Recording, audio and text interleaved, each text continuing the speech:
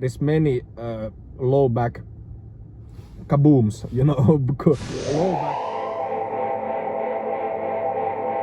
Are you busy but you want to get huge deadlift?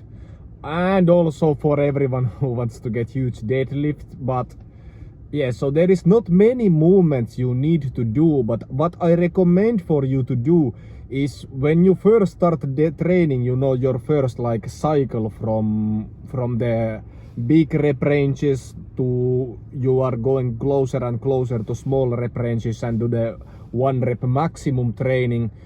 First, don't start with regular deadlift technique, because as we all know, it's very important to have muscle mass when you if you want to be strong. It's something about like muscle mass. It's at least 50% of the strength, even if you don't train specifically for strength.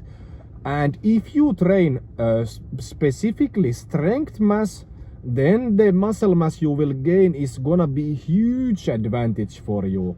But yo, anyways, what kind of deadlift techniques you can do at... Hei Freddy, haluatko mennä istua siihen kunnolla?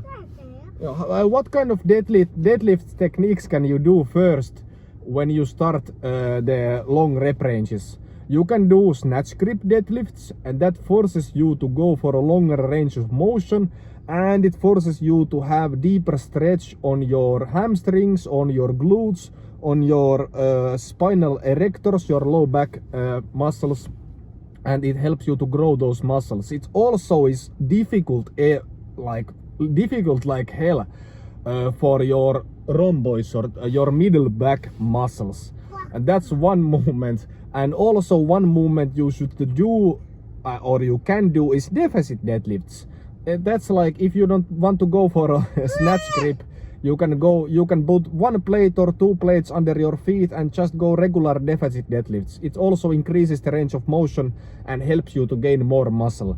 And some assistant movements you can do besides that is doing low back training, low back glute hamstring training with the 45-degree bench.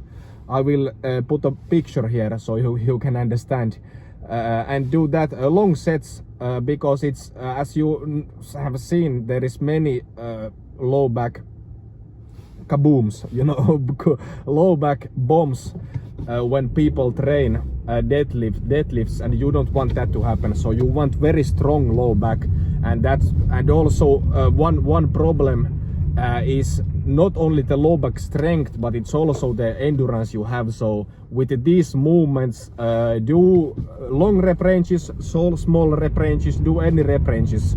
It's important to get much muscle and much endurance and overall much like ability to work out for your low back, because when you go further and further in your deadlift training, it's gonna get tired. Your low back is gonna get tired, and if it's not strong enough, some bad things can happen when it gets tired.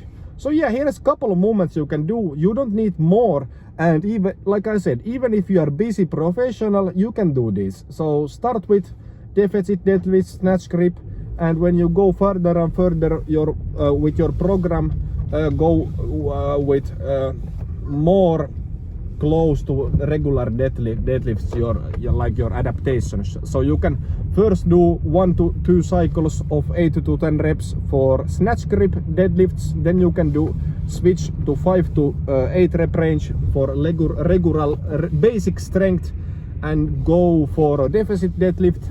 And then go little bit one mesocycle of again 4 to 6 reps for normal deadlift, and then go for a peak. That's what I would recommend. And we will continue.